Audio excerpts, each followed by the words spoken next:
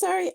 It's been a while since we did our last video with everything that's happened and Christmas coming and going and oh my gosh. So where are we? We're on Volume 8, Chapter 6, Midnight.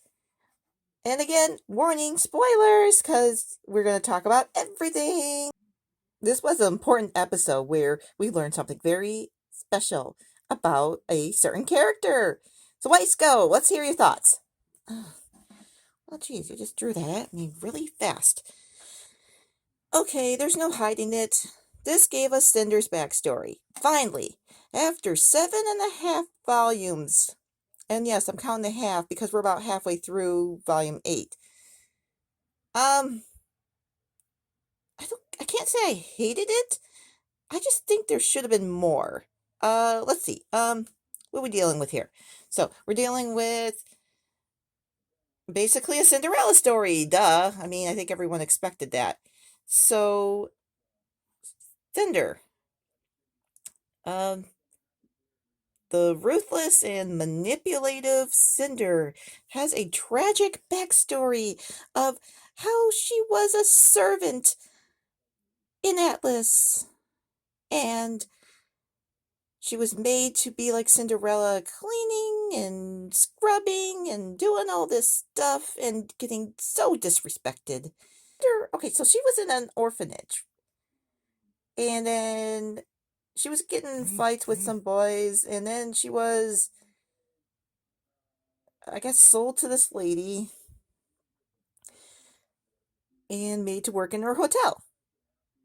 So she, I don't know,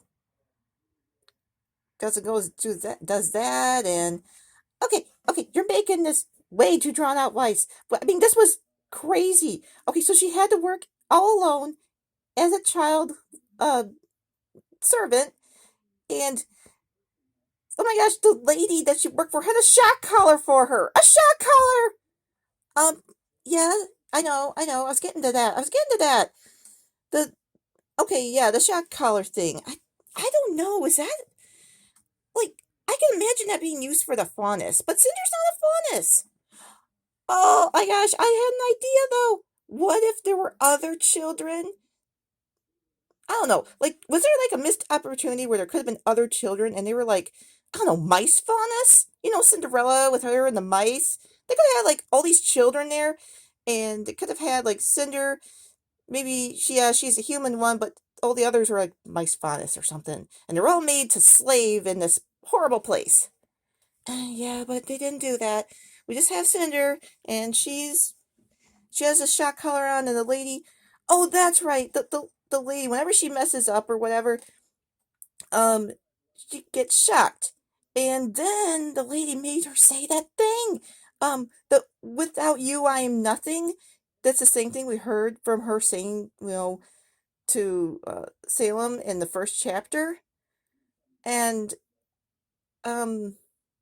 That's the only time we've actually heard Cinder say that. I don't know. Do you think like there's some things here being a little forced, maybe? Because I don't know. Like, what happened to the Cinder that was from volumes 1 through 3, where she went and she got into Beacon without anyone knowing, and then they basically tore it apart from the inside, and I don't know. I mean, this is the lady who killed Para, for God's sakes! When she killed Para! Don't forget that! I haven't forgotten that! Thank you for bringing it up. I was trying to... Oh my gosh.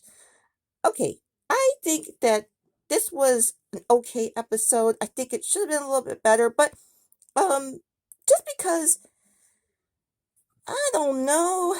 I feel like stuff is missing. Something's missing. You feel that something's missing?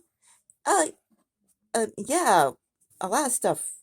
Like, why was she? I mean, she's obviously in an orphanage because she lost her family, but why was she being sold? Is that a thing?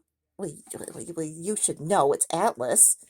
Yes, unfortunately, I feel like I know very little about the place I live in. I don't recall growing up having that kind of stuff happening. I mean, my father had Vaughn's work for him, but he never even treated them that badly. I never saw the whole shock collar thing and technology. Oh my gosh, that technology, that electric shock collar she had, you know, Watts actually could have been the one who came up with that one. But, oh, I guess so, but gosh, this is like, I don't know how old Cinder's supposed to be in the show. This is back when she was 10. She admits that she's 10. Um, anyway, let's see. I don't know. I want to kind of talk about there was some good stuff in this episode. Let's talk about like that chilling song that was sung. I mean, the lyrics were kind of like mundane, like oh, you know, scrub the floors, shut your mouth, do your chores, like blah blah blah. But the way it was sung was kind of eerie. Like I kind of liked it. Um, so that was good, and I mean they did do some good things. I mean, I enjoyed the story, and then that one huntsman shows up, and then like Cinder has like this interest to train with him, and she trains with him, and then she ends up killing her stepmom and her stepsisters. Yeah, that was interesting. Yeah. Um, okay, I have an idea. Instead of the whole thing where she kills her stepmother and her stepsisters, and then the guy comes in, and he's like, "Oh my gosh, what have you done? Now, for some reason, I have to fight you." And then, oh gosh, the way she ended up killing him was just dumb. Like, it's one of those things where they fight, and then he thinks she's knocked out, and then he walks over, and then, of course, she's fine, and then she stabs him. I'm like, really? You're a professional huntsman, dude? Really? Like, would it have been better? Like, let's just say, for some reason, the stepmother found out that they were training, and then she had him arrested or sent away. And then when Cinder finds out, and she's just like, "Oh well, now you have no one. You're alone now." And then she takes the sword or whatever, and she kills her stepmother and then her stepsisters, and then she leaves. Oh wait, and before she actually fights, well, kills her stepmother because there's really no fight there, right? She pulls off that collar when the mom tries to shock her again, like, yeah, this doesn't do anything. Look, I just take it right off, and then that's it.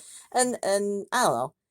And then maybe I could have been some potential for this huntsman to show up later and be like, oh no, I'm the one the monster that created Cinder. I don't know, something there. I'm just throwing stuff out there. Uh, but overall, as the backstory for Cinder, for God's sakes, like, how's it hold up to the backstory for Salem? Well, Salem's backstory was one episode, kind of told through the eyes of Jin, and everyone just all of a sudden found out who Salem was. I think there's probably more because they kind of slowly give it to us. They started with the one scene at the first chapter, and then they gave us this in chapter 6. So I'm hoping they show something a little bit later to how Cinder found Salem. Um, yeah. So that's about it.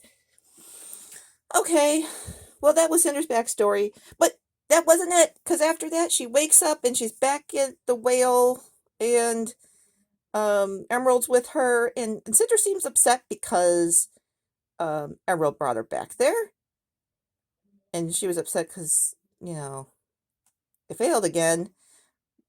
But then she basically, okay, what Mercury showed up, and they were talking and stuff, and um oh yeah, Mercury says to Emerald, "Will you stop?" He does the thing like he did says before. Oh, she doesn't care about you, and then she gets mad and tells them to both get out. And Mercury's like, "Oh, by the way, I'm not accepting orders from you anymore." Which, oh, thank God, right? I mean, maybe Mercury will kind of become more of a villain or something. He's got to do something. That poor kid's just his potential's just been sitting there for volumes. Come on. What was the last thing he did that was really bad? He, well, him and Emerald kind of made my sister Yang think that he was attacking her back in volume 3, and that was all just to make her look bad and Beacon look bad. That's like the last thing I feel like they did. Really. I don't know. Anyway, potential there, of course. And, what else? Was there anything else? A little bit with Oscar / Osmond and Hazel. With the whole thing where he's like, oh, of course, Oscar's trying to tell him, why join Salem? We can beat her. And he's saying, no, Salem can't be beat. Blah, blah, blah. Stuff we've heard before.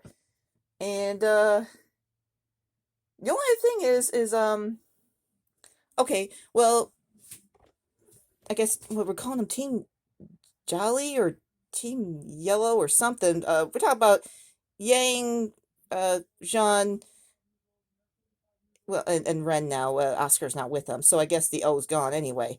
So is it Team? Yeah, yeah, I can't. I don't know. Wait, I'm tired of coming up with these weird names. Anyway, so they meet up with Winter and the Aesops, and then at the end. Oh yeah, at the end, everyone's it's in the whale and um. Let's not forget. What is it? Salem challenges Cinder because she says, "Oh, I've been holding you back."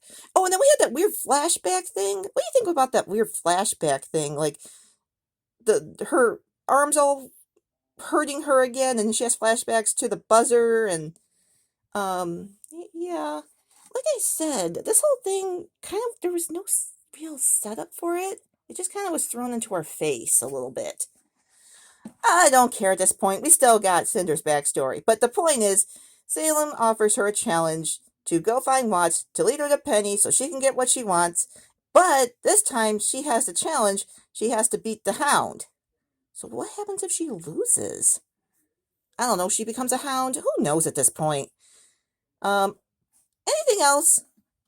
Yeah, a bunch of Grimm just explode, or sort of. The Grimm River. I don't know. It reaches Atlas somehow. I don't know. Something happens, and I don't know. The shield's brought down by all the negativity or something. I don't even know. All the Grimm pop out, and the whale comes, and it lands right onto Atlas, and now Atlas, everyone's gonna die. Everyone's gonna die now. That's not very optimistic, Ruby. you know. I mean, we'll stop them. We'll stop them somehow, right? Right? Team Rainbow, are we now? Well, we would be with. Well, Nora's kind of out of commission, so I guess we'd be Team Rub. No, there's no N, so it's Rubbo. Robo? I don't know anymore. Okay, well, that was basically it. Chapter 6, Cinder's backstory and a little bit about Hazel and Oscar, and then, I don't know, everything, all these Grimm explode, and now Atlas is gonna fall. Thanks, Ironwood! Oh, for God's sakes, will you stop? What? Okay.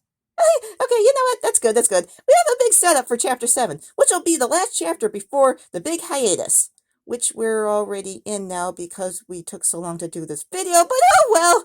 Right, Verby? Yeah. And we'll come out with Chapter 7 soon.